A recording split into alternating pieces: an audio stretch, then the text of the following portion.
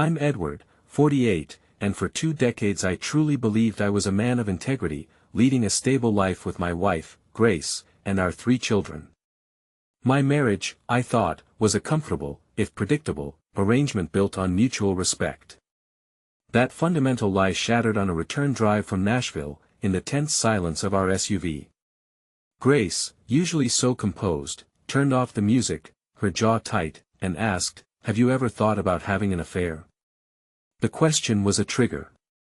In less than a week, I discovered not only her long-standing adultery with her boss, the district attorney, but also that our youngest, April, wasn't mine.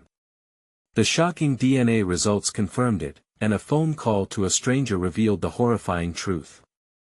Grace, sipping her evening tea, barely looked at me, utterly oblivious to the carefully laid trap I was about to spring. Before I do, take a moment to like and subscribe, but only if this story earns it.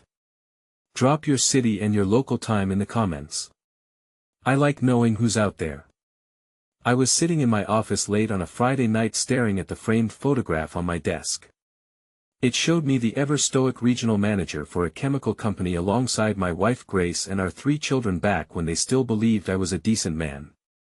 Now under the warmth of fluorescent light, everything around me felt dark and ironic. I'd been sifting through resumes for 2 new office staff to replace the women whose husbands recently got promotions. It would have been routine and unremarkable had my personal life not started melting down, or rather had I not set it ablaze in my own quiet way. I knew which rums were best, but messing with people's lives had become a hidden thrill for me. I was deep into this reading when my executive assistant Kathy tapped on my door. "Ed," she said. "All 8 people have confirmed their Monday interviews. Is there anything else you need?" I lifted my head and gave her my most benign fatherly smile, a mask I'd perfected over the years. "That'll be all. Good night," I murmured. She seemed relieved, as though my presence radiated some intangible darkness. Once she was gone, I exhaled. Every Thursday, I traveled to a different state in our region, meeting with our sales reps for half the day on Friday, then returning home. Because of that, my wife Grace enjoyed her girls' night out every Thursday. For the past 15 years, we had a comfortable, or so it seemed, arrangement. I was free to roam the open highways and feed my ego in the quiet of my sedan, and Grace could keep the house exactly as she wanted, do as she pleased, and amuse herself. However, I always claimed these hours alone were invaluable thinking time. Actually, I relished the sense of control. My vantage point behind the wheel away from them made me feel untouchable, hidden in plain sight. Grace was an executive assistant in the district attorney's office, though she'd soon be moving to a federal position. She was a smart woman, perhaps too smart for her own good, beautiful, blonde, a figure that made men stare. In the early years, she made me feel worthy just by letting me stand next to her. But after 2 decades of marriage, I no longer felt awe.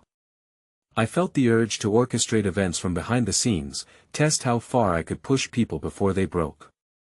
When Grace's father and mother began taking our 3 kids every second weekend, they said it was to give us time to reconnect. We pretended it saved our marriage, but in truth, I liked having those child-free weekends to indulge in my own cunning. The older I got, the more I realized I thrived on controlling outcomes. That Friday, I got home late. Grace was in the kitchen wearing an elegant blouse and sipping tea. She barely looked at me. "You done with those interviews?"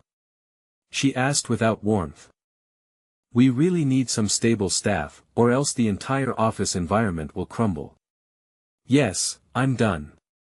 "Monday bright and early," I said, feeling a flicker of irritation at her dismissive tone. I watched her for a moment. In that instant, she looked like a cat haughtily surveying a mouse, except I was no mouse. We had taken a weekend family trip to the Grand Ole Opry, orchestrated by Grace, as one of her attempts to maintain normalcy or to keep up appearances. On the return drive, we stopped at this restaurant, Lambert's, famous for flinging giant bread rolls across the room. The kids thought it was hilarious. I, on the other hand, considered the place overrated. Overcooked food, cramped wooden booths, and too many loud tourists. Grace turned off the music in the SUV. That was my cue. She wanted a serious conversation. Feeling that subtle surge of excitement at conflict, I reached into my jacket pocket and switched on a small recorder. She didn't see my hand move.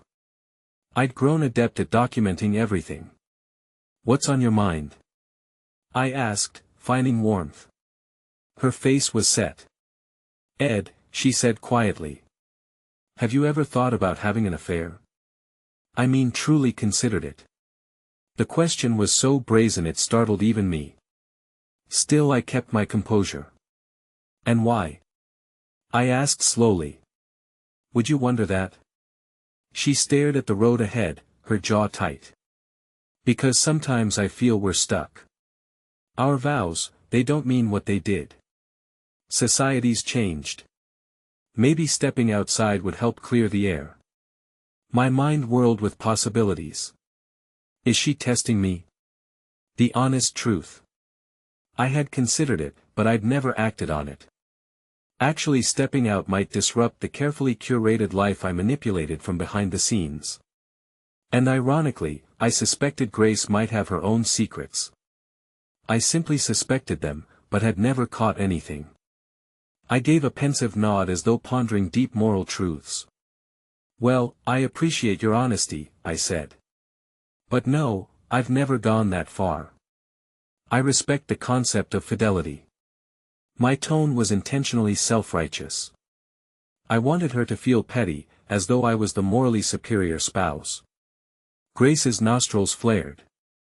She was silent for several miles. Then, almost in a monotone, she said, "I think you should do it. In fact, I'd give you my blessing if that's what would make you happy." I forced an airy laugh. "Grace, what's changed? Last I checked, you valued integrity." She clenched the steering wheel. "Things change. People grow bored. And maybe I'm bored enough to try something radical." I looked out the window. So, she wants me to slip up so she can justify something. The power dynamic in my mind shifted. I need to watch her more carefully. We rode the next hour in tense silence. Twice, she flicked off the radio and seemed ready to speak, but then reconsidered. Eventually, she blamed her bizarre suggestion on reading too many romance novels. That was the first glaring lie. Grace despised those novels. We arrived home and found my parents there with our 3 kids. My father cornered me outside near the trunk of the car. "Ed," he murmured. "I need to talk to you privately. Your mother and I discovered something about Grace and April. Your wife's watching. When's a good time to speak?" I casually shrugged. "Tomorrow at the office," I said with forced cheer, loud enough for Grace to hear. "I'll help you fix that cabinet or whatever." He nodded and walked away. Grace was standing by the open front door, arms folded. Her blue eyes were cold, suspicious. "Going somewhere tomorrow?" she asked. I forced a grin. "You heard me. Dad's got a small job for me. I'll be home a bit late, but we'll manage dinner." She gave a tight smile. "Fine," she said, stepping aside to let me in. There was tension in the air. Our children, Amy, our oldest, Eric, our son, and April, our youngest, were oblivious. They sat in the living room exchanging stories with my mother. I realized I was starting to enjoy the sense of looming confrontation. She's up to something and so am I. The next morning, my parents came to my office. We locked the door. Kathy brought coffee, then left us in peace. My father cleared his throat. "Ed, I'm so sorry. Remember that silly joke I did a few months ago, buying those DNA test kits for the grandchildren, submitting them to Ancestry.com?" I tensed. "Sure, I remember." He exhaled. "We got a match for April. A woman named Beatrice Smith claims she's the girl's grandmother. She wants to find her son, April's biological father, and connect with his descendants. My heart pounded. This can't be right, I murmured, my mind spinning. Or maybe it could be right if Grace was stepping out or if she had some old secret. Let's call this woman, I said. We'll figure it out. I put the phone on speaker, pressed record, and dialed the number. After 2 rings, a raspy female voice answered. This is Beatrix Smith, she said. How can I help you? Ma'am, my name is Edward Adams. I was informed you found a DNA link with my 16-year-old daughter, April. Says here you might be her paternal grandmother. Her voice grew somber. That's correct. I gave up my only child for adoption when I was 15. His adoptive name was Luke Barrow. My genealogical results show April might be his daughter. Are you familiar with him? I felt my stomach twist. Luke Barrow, district attorney, my wife's boss. Yes, I whispered. I know him quite well. Beatrice coughed. I'm dying of lung cancer. Stage 4. I'd like to meet my granddaughter before I pass. I swallowed, fighting a surge of vindictive excitement. So, Grace has been cheating with Luke all this time. This was bigger than I'd hoped. Well, arrange a visit, I said, leveling my tone to appear cooperative. I'll let my parents drive April to you on a weekend. I can't spare the time with work, but they're more flexible. No, that's fine, dear. Beatrice sighed. Send me a notarized statement so my attorney can do a DNA test. Large inheritance is at stake. We ended the call. My father sat there, eyes bulging in disbelief. My mother sniffled, tears in the corners of her eyes. I simply stared at the phone. Grace. Oh, Grace, you're not just cheating. You had a child with him. Ed, my father whispered. This is monstrous. Does Grace know? I rubbed my chin. She might. Or maybe she suspects Luke could be April's father. Either way, I'm about to find out. Outside, I handed the recorder to Kathy. Transcribe everything. Make copies. I'll need them. We're heading toward a divorce, so keep this quiet. Her eyes widened, but she nodded. Yes, sir. Soon after, I pulled David, my assistant manager, and his wife, Cheryl, into my office. Cheryl had grown up near Grace. They'd never been close friends, but they knew each other well.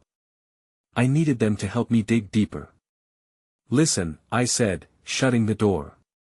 I suspect Grace and Luke have been together for years, maybe even from before April's birth. I want proof, David frowned. You sure, Ed? That's your wife. I gave him a tight-lipped smile. My wife's the one who suggested I cheat on her out of nowhere. Something's off. I suspect she wants to catch me in an affair so she can get a divorce that favors her. If she can paint me as the adulterer, she wins it all. Cheryl's gaze hardened. That's manipulative. But Grace can be arrogant. She thrives on pushing people around. I remember how she talked down to everyone in school. Yes, I said with a small nod. And I'm done tolerating it.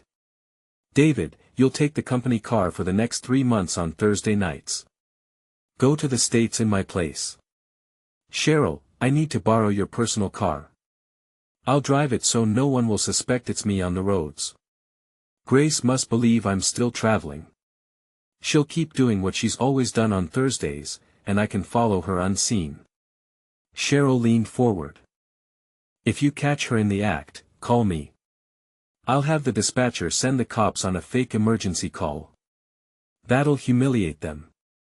Some of the officers despise Luke for his harsh sentencing. I let out a quiet laugh. Perfect. My mind whirled. I realized how exhilarating it felt to weave these threads like a spider building a trap in the shadows. I arranged everything. I had the alarm code to Luke's house, courtesy of an old contact, Dale Britton, a former colleague of Luke's who'd left the DA's office to start his own practice. Dale had a bone to pick with Luke. On Thursday, I followed Grace and Cheryl's worn-out Ford Taurus. She drove her fancy SUV to Charlie's Bar and Grill. Luke arrived wearing an expensive suit and they ate steak, sipping wine as though they were celebrating. I parked discreetly, capturing glimpses through tinted windows. They left separately. She headed to Luke's house. I saw her punch in an alarm code on the side panel and slip inside with her own key. 10 minutes later, Luke arrived. From a neighbor's house, a man whose son had been locked away for years by Luke's iron-fisted prosecution. My hired associates used hidden cameras and microphones. The old neighbor despised Luke enough to let me do whatever I wanted. I watched the feed on my phone. The cameras in Luke's living room captured Grace in a half-open blouse, no bra. He kissed her, hands all over her, pushing her up against the wall. She moaned. I caught flickers of her arrogant grin. Even in lust, she had that condescending tilt to her head as if awarding him a precious gift. The feed went no further as I told the guys to keep it suggestive, but not hardcore. I wanted enough humiliating proof without stepping over legal lines. My phone buzzed. Cheryl texted. They've hired a prostitute to approach you tonight. They want to film you cheating. I smirked. Fools. I wasn't about to let them sabotage me. David, behind the wheel of the company car, feigned a breakdown on a deserted road and called a tow truck.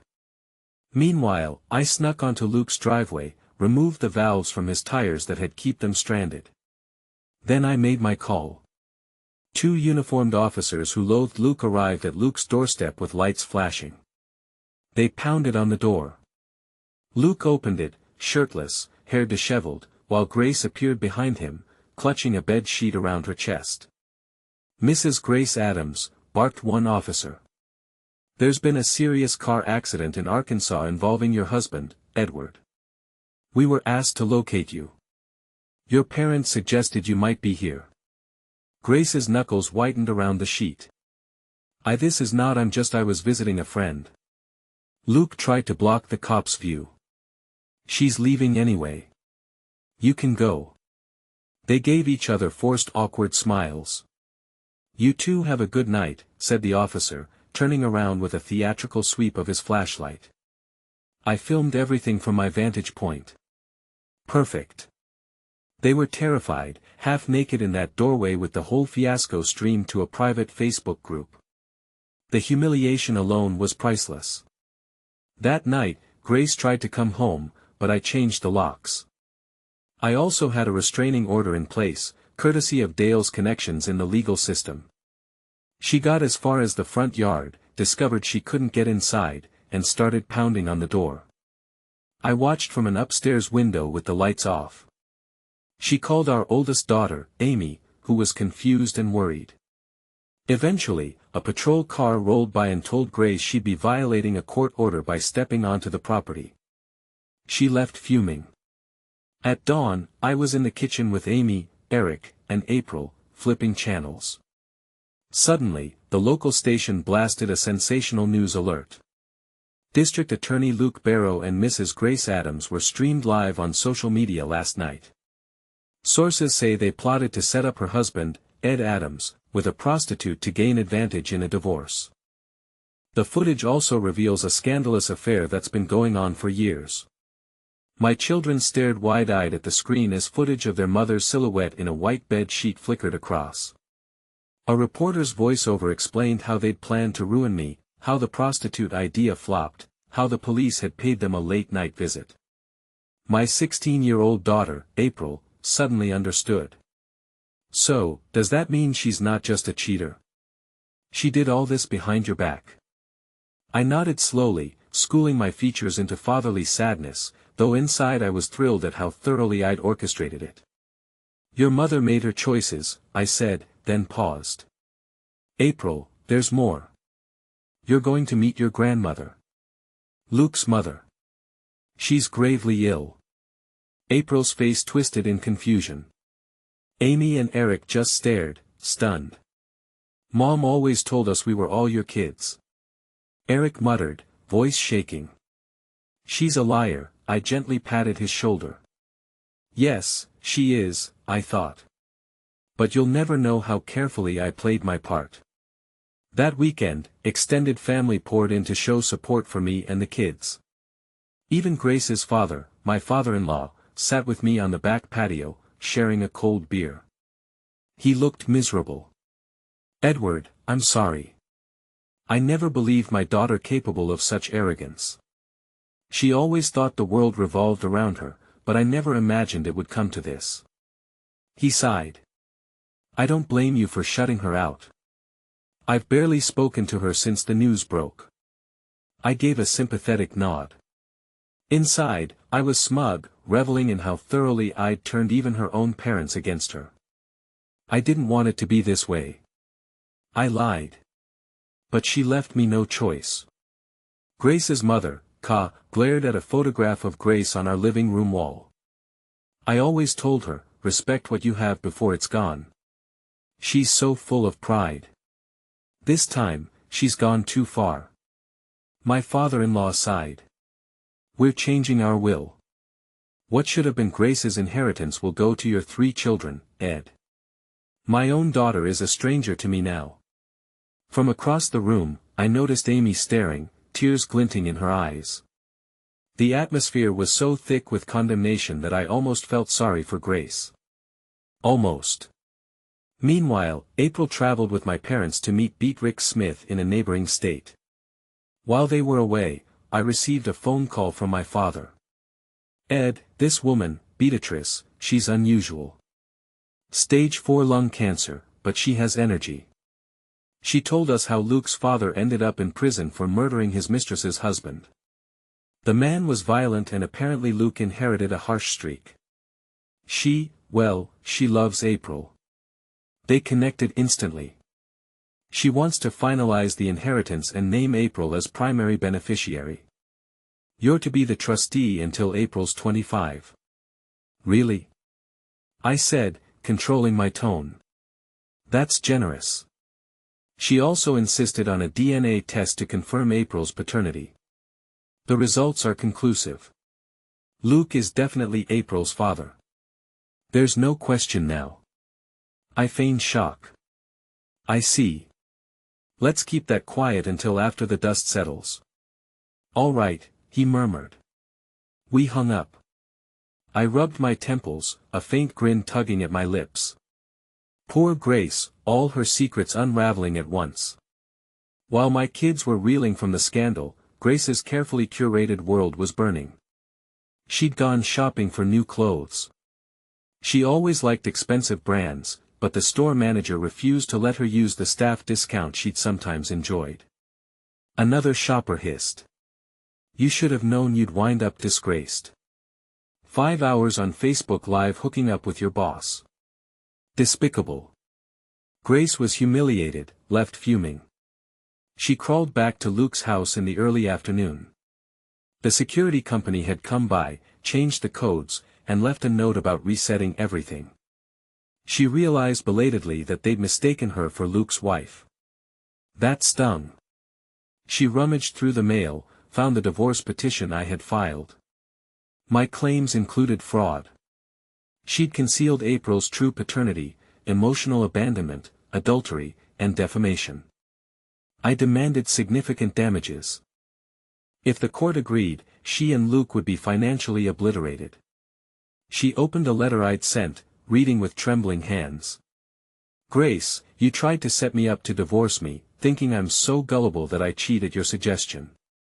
You blame me for all you lack in life, as though I forced you into a loveless marriage. If you hate me so much, why stay married for so long? Because your precious Luke didn't want the burden of raising children, even his own. So, you lived a tangled lie, humiliating me behind my back for years. You ridiculed me as a clueless fool, an easy target for your manipulations. Our children heard your sneers. The children now see the truth. You turn them into pawns in your twisted chess game with Luke. Society sees it, too. When you look around for allies, you'll find only the ghosts of your delusions. Keep laughing with Luke if you must. Toast your victory or face the reality you've created, Ed. She reportedly sobbed uncontrollably after reading it. But I was in no mood for sympathy. 3 days later, Grace mustered the nerve to return to the family house to retrieve clothes and personal items.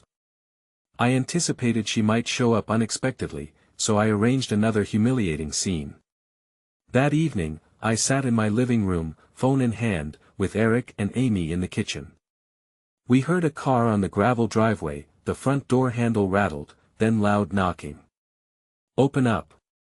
Grace's voice carried. "I need to get my things." I rose, motioning for Eric to stay put. April was still away, thankfully, so she wouldn't witness the chaos. I pulled out my phone and dialed dispatch. "She's here," I murmured. "We have a restraining order. You know what to do." "Yes, sir." "Officers inbound." I opened the door an inch, chain still on. Grace glared at me through the gap, looking so damn sure of herself. "Ed, let me in or I'll break a window." I gave her a cold stare. "You're not allowed within 500 feet of me or the children. That includes the house, Grace." She slammed her palm against the door. "We both know that was a rushed restraining order. Let me in." "I'm still part owner of this property," I smirked. "Not for long. Now step back before you make this worse." Just then, 2 patrol cars pulled up, lights flashing in a swirl of blue and red. Officers jumped out, shouting commands. Grace spun around, blinking in confusion. "What is this?" she snapped. "You can't keep me from my own home." One officer approached. "Mrs. Adams, you were served a court order. You are in violation by being here. We must ask you to leave." Grace's face contorted with fury. "That is my house, my children. He's the manipulative bastard, not me. Don't you get it? All of you have it backward." "Ma'am, calm down," barked the officer. "Failure to comply will result in arrest." "I want my clothes," she shouted, voice cracking, posture defiant yet desperate. I stood in the doorway, letting the scene play out, savoring every second. "Officers," I said, sounding magnanimous. "I'll allow her to pick up a small suitcase from the porch if you stand by. She's not stepping inside." Grace's eyes flashed with rage, but she nodded stiffly. "Fine, suitcase. Then I'm out of here." I closed the door, walked upstairs, grabbed the battered blue suitcase from our closet, stuffed it with some of her cheap sweatpants, an old t-shirt, and random toiletries. Nothing fancy. Then I lugged it onto the porch, set it down at her feet. "This should hold you." She eyed me as though I was a demon. "You really enjoy hurting me, don't you?" she hissed. I cocked my head. "No, Grace. I only enjoy exposing the truth." Tears pulled in her eyes, but pride kept them from falling. She seized the suitcase, turned away. The police escorted her back to her car, and I retreated inside. Behind me, Amy watched wide-eyed from the hallway. I closed the door, locked it, and exhaled. My heart pounded with the thrill of orchestrated vengeance. 2 days later, Grace's parents tried to arrange a meeting at a neutral coffee shop. They intended to speak with her about the fiasco. I learned of it when my father-in-law called to warn me. "Ed, we're going to see Grace for the first time since all this exploded. She's insisting we meet. We want to see if she shows remorse or at least some sense of reality." I had a different idea. I quietly tipped off the local news so a reporter might catch them in public, adding more pressure to Grace's meltdown. They met at Beans and Roasts, a small cafe near the courthouse. It was a midday lull, hardly any customers inside. Grace arrived in dark sunglasses, her hair pulled back in a severe bun. Her father and mother were seated at a table near the front window. The moment she sat, her father said, "Grace, we are disgusted by what you've done. Have you any explanation for the pain you've caused this family?" Your children are traumatized. She lowered her shades, face stony. Don't pretend you're all squeaky clean. You were the ones who insisted on taking my kids every other weekend. Maybe if you'd left them with me, I'd have had fewer opportunities to slip away. Ever think of that? Her mother's mouth fell open. How dare you blame us for your sneaking around? You had a decent home with Ed. You had children who loved you. You threw it all away for Luke, that worthless man, just so you could keep living like some arrogant queen who answers to no one. Grace's jaw clenched.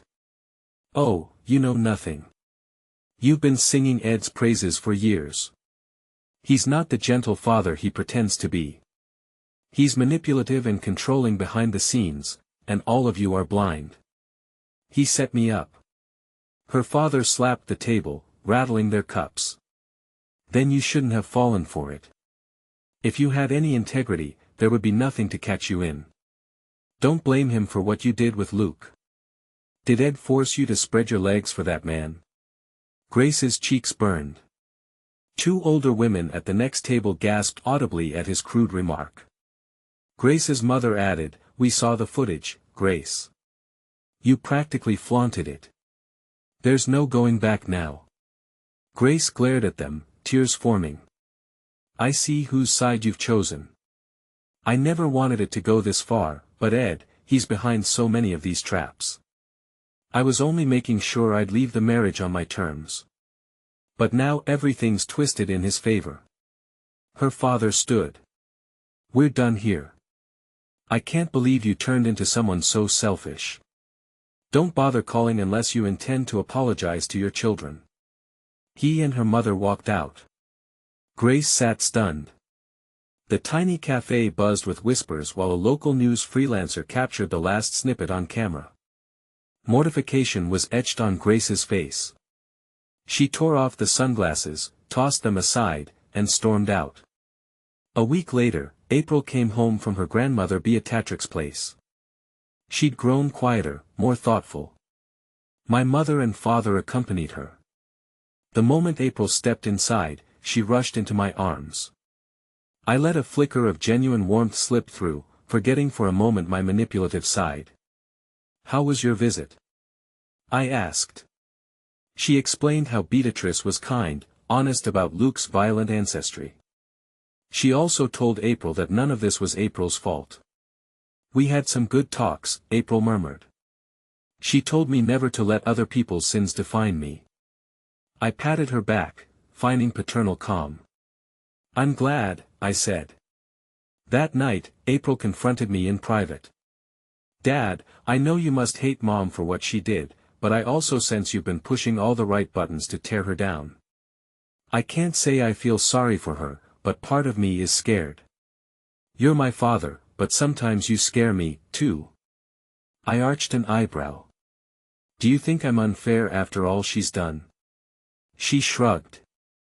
"I think you enjoy controlling every piece of this puzzle." Her eyes so like Grace's but lacking the malice bored into mine. Caught off guard, I forced a gentle chuckle. "I'm just protecting what's left of our family." She hesitated, then nodded, heading off to bed. The last glimmer in her eyes told me she wasn't fully convinced, but it didn't matter. What she believed wouldn't stop the lawsuits or the unstoppable wave of condemnation now drowning Grace. 2 months later, all my legal claims against Grace and Luke took shape. Fraud, emotional abandonment, passing off Luke's child, April, as mine, damages for the mental torment inflicted on me and the kids. I'd hired the best attorney in town, Dale Britton, Luke's old colleague who despised him. Perfect synergy. Behind the scenes, Dale revealed a chilling personal motivation. "Luke blocked me from a major case years ago. Cost me a fortune in legal fees. Now I can make him pay," he said with a grin. "And your dear wife, Grace, made it easy by forging paternity documents for the hospital. She's toast." I stared at Dale. "She actually forged documents." He nodded vigorously. "I have a contact who retrieved April's birth records. Luke's name was hidden behind sealed adoption-like forms. No typical father's signature. Grace manipulated the system to make you appear the father. That's an intentional fraud. Amid these discoveries, I recalled the hidden camera footage. Grace pressing Luke against the hallway wall in his house, her blouse hanging off one shoulder, his hands gripping her waist. She whispered, "He's so clueless." While they kissed fiercely, her face contorting in arrogant glee. Luke's replies were drowned out by the rustle of clothes, but I caught him saying, "As soon as he slips up, we'll bury him. Then you and I can live freely." Grace laughed, hooking her leg around his hip. The cameras caught enough to confirm their lustful entanglement without descending into explicit detail. Enough to sicken me at how comfortable, how practiced they seemed. I remembered how that moment fueled my determination to drag them through the mud. Saturday arrived and a wave of Grace's relatives showed up, proclaiming their shock. They marched into my living room. One cousin snapped, "Ed, is it all true? Grace's name is being dragged through the gutter. Did you have to make it so public?" I shrugged. She forced my hand. She wasn't exactly subtle, was she? Grace's aunt scowled. "You're punishing her, humiliating her. You could have ended the marriage quietly." My teenage son, Eric, cut in. "She humiliated us first. She lied about my sister's father. She tried to destroy Dad's reputation. She messed everything up. Don't ask Dad to be gentle on her now." That stunned them into silence. They shuffled off soon after. I stood there swirling a glass of water, feeling a darker sense of triumph. Even Grace's extended family had no defense for her anymore. On a random Friday night, Grace and Luke tried to eat dinner at Charlie's again. The entire place cleared out around them. People stared, whispered, pointed. The waitress bluntly informed them, "We had a bunch of folks waiting for seats, but when they saw you two, they said they'd eat elsewhere." They'd seen the footage. They read Ed's letter. Infuriated, Grace threw cash on the table and stormed out. Luke trailing at the door. They ran into her parents, who were waiting for a table themselves. Grace attempted a greeting. "Mom, Dad," her father shot Luke a murderous glare. "Mr. Barrow, get out of my sight. You've ruined our daughter." Although she didn't need much help. Grace's mother turned away, refusing even to look at her. "You're not welcome with us," was all she said. Humiliated, Grace stumbled outside, tears streaming. Luke placed a hand on her shoulder. She shoved it away. "Don't touch me," she growled, crumbling into sobs in the parking lot. Time passed. Time passed. Grace kept calling the kids. Amy blocked her. Eric hung up. April stayed silent. Luke fought to keep his federal job in St. Louis as the county demanded he repay tens of thousands. They gave up their luxury cars, rented a cramped two-bedroom, and braced for the fraud trial. If I won, Missouri law would leave them just 10 grand each. One day, April came to me stoic since Grandma's death. "Dad, we need a meeting. I want them to see the inheritance is untouchable and face the damage they caused." Dale arranged it. Glass-walled room, sunlit, Grace in a cheap suit. Luke worn out, their lawyers tense. April sat beside me, calm. "I know about your father," she told Luke. "Grandma told me you pressured Mom. I was just a problem to you." Grace tried to speak. "April, that's not." April cut in. "Stop. You lied to me. To Dad for your future with Luke."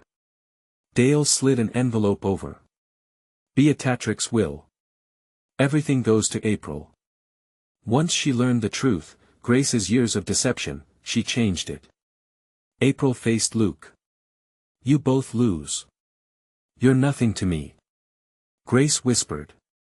"We can fix this." April's stare was sharp. "There's nothing to fix." Luke's jaw twitched. My heart pounded. This was the final act. Flawless.